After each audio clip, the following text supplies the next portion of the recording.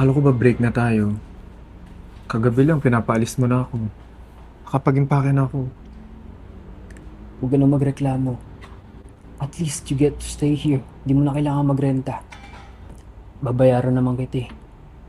Please, just stay. Wala namang kaso sa akin, pero kagabi lang.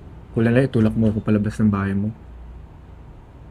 Nasabi ko na kasi kay Lola na may boyfriend ako even before ka dumating.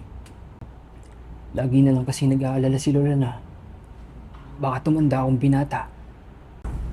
Kahit para lang sa ikakatahimik niya at ikakatahimik natin. Kapag nalaman niya kasi na nagsisinungaling ako, baka kung anong gawin niya. So, boyfriend mo na ako ulit? Oo, kahit ngayong gabi lang or kahit umalis lang si Lola.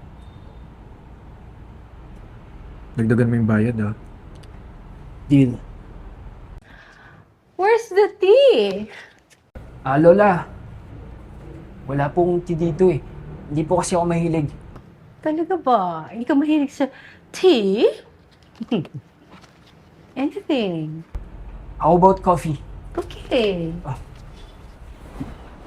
Lola, while po nagpe-prepare siya, gusto niyo pong umupo? Thank you.